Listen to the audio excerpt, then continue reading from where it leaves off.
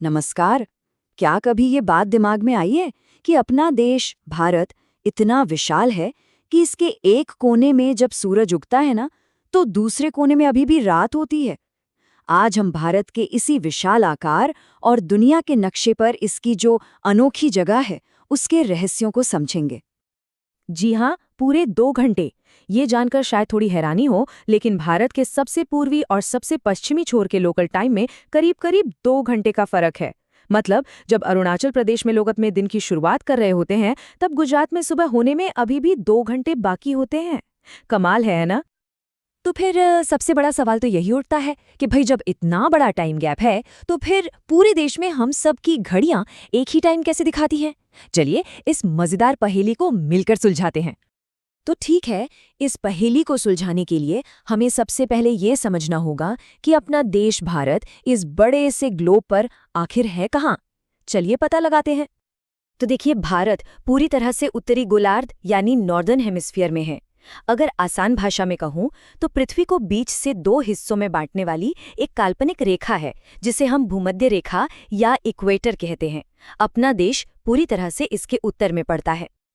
अब ये जो नंबर स्क्रीन पर हैं, ये देखने में भले ही थोड़े टेक्निकल लगें, पर ये असल में भारत की सीमाओं का पता है। मतलब उत्तर में कश्मीर से लेकर दक्षिण में कन्याकुमारी तक और पश्चिम में गुजरात से लेकर पूर्व में अरुणाचल प्रदेश तक। बस यही है भारत का विशाल फैलाव। तो अब जब हमें भारत की लोकेशन का अंदाजा हो गया है, तो चलिए अब इसके विशाल आकार को कुछ नंबरों से समझने की कोशिश करते हैं। भारत का कुल एरिया है लगभग 32.8 लाख स्क्वायर किलोमीटर। ये इतना बड़ा है कि आप सोचिए, इसमें यूरोप के कई छोटे मोटे देश तो आराम से समा जाएंगे। लेकिन यहाँ एक मजेदार बात भी है। इतना विशाल होने के बाद भी अगर पूरी दुनिया की जमीन से तुलना करें, तो भारत के पास सिर्फ 2.4% हिस्सा ही है। और इसी 2.4% हिस्से के साथ एरिया के हिसाब से भारत दुनिया का 7वां सबसे बड़ा देश बनता है। तो अब सवाल ये है कि इससे बड़े वो 6 देश आखिर कौन से हैं? तो ये रही लिस्ट: रूस, कनाडा, अमेरिका, चीन, ब्राजील और ऑस्ट्रेलिया। अब इन्हें याद रखने का एक बड़ा ही मजेदार तरीका है RUCCUBA। हर अक्षर एक देश के नाम का पहला अक्षर है। आसान है ना? अब जरा इसकी सीमाओं पर नजर डालते हैं।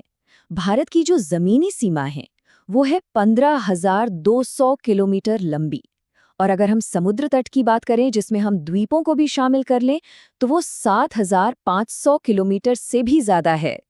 ये आंकड़े भारत की विशालता का एक और सबूत हैं। चलिए अब वापस अपनी उस 2 घंटे वाली पहेली पर लौटते हैं। उसे सुलझाने के लिए हमें कुछ बहुत ही जरूरी काल्पनिक रेखाओं को समझना होगा जो भारत के बीच से गुजरती हैं। और ये रहा हमारी पहेली का पहला सुराग। भारत के सबसे पश्चिमी और सबसे पूर्वी पॉइंट के बीच लगभग 30 डिग्री देशांतर यानी लॉन्गिट्यूड का फासला है। और दोस्तों, यही फासला उन 2 घंटों के टाइम गैप की असली वजह है। अब एक और जरूरी काल्पनिक रेखा है कर्क रेखा। ये भारत के लगभग बीचों बीच से होकर गुजरती है और एक तरह से देश को 2 अलग-अलग क्लाइमेट जोन में बांट देती है। ये रेखा पश्चिम में गुजरात से शुरू होती है, फिर राजस्थान, मध्य प्रदेश, छत्तीसगढ़, झारखंड, पश्चिम बंगाल, त्रिपुरा और आखिर में पूर्व में मिजोरम तक जाती है। यानी कुल 8 राज्यों से होकर गुजरती है। तो फिर इस टाइम की समस्या का हल क्या निकला? हल है भारत की मानक मध्याह्न रेखा यानी स्टैंडर्ड मेरिडियन, जो 82 डिग्री 30 मिनट पूर्व देशांतर पर मौजूद है। ये बहुत ही जरूरी रेखा है जो उत्तर में उत्तर प्रदेश से शुरू होती है और फिर मध्य प्रदेश, छत्तीसगढ़, ओडिशा और दक्षिण में आंध्र प्रदेश तक जाती है। कुल मिलाकर 5 राज्य। और बस यहीं पर आकर हमारी पहेली सुलझ जाती है। उत्तर प्रदेश के मिर्जापुर से गुजरने वाली इसी एक लाइन पर जो टाइम होता है, उसी को पूरे देश का स्टैंडर्ड टाइम मान लिया गया है। और बस इसी वजह से हम सब की घड़ियां एक साथ एक ही समय बताती हैं। अच्छा, तो हमने भारत के अंदर की कहानी तो समझ ली। अब चलिए थोड़ा जूम आउट करते हैं और देखते हैं कि हिंद महासागर में भारत की क्या खास जगह है। ये एक बहुत बड़ी बात है। हिंद महासागर में जितनी लंबी कोस्टलाइन यानी तटरेखा भारत की है, उतनी किसी और देश की नहीं है। और यही वो खास वजह है कि इस महासागर का नाम हमारे देश के नाम पर इंडियन ओशन रखा गया। ये भारत की अहमियत को दिखाता है। तो भारत की लोकेशन इतनी खास क्यों है? देखिए, एक तो ये पूर्व और पश्चिम एशिया के बिल्कुल बीच में है। दूसरा, इसका जो दक्षिणी हिस्सा है, दक्कन का पठार, वो समुद्र में काफी अंदर तक घुसा हुआ है। इससे क्या होता है? ये समुद्री व्यापार के लिए एक नेचुरल हब बन जाता है। फिर साल 1869 में एक ऐसी घटना हुई जिसने सब कुछ बदल दिया। स्वेज कनाल खुल गई। इससे तो भारत की अहमियत और भी ज्यादा बढ़ गई। क्यों? क्योंकि अब यूरोप से भारत आने के लिए पूरे अफ्रीका का चक्कर नहीं काटना पड़ता था। सोचिए, रास्ता सीधे सीधे 7,000 किलोमीटर छोटा हो गया है। चलिए, अब एक नज़र भारत के उन पड़ोसी देशों पर डालते हैं जिनके साथ हमारी सीमाएं लगती हैं। जमीन की बात करें तो हमारी सीमाएं 7 देशों से मिलती हैं।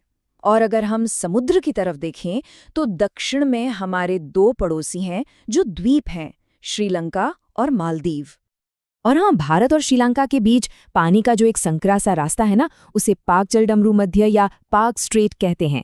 ये नाम दरअसल ब्रिटिश राज के गवर्नर थे रॉबर्ट पाक, उनके नाम पर रखा गया था। तो ये तो साफ है कि भूगोल ने भारत के अतीत को बनाने में एक बहुत बड़ा रोल निभाया है। पर असली सवाल तो ये है कि आने वाले समय में भारत की ये खास लोकेशन इसके भविष्य को कैसे तय करेगी? ये एक सोचने वाली बात है।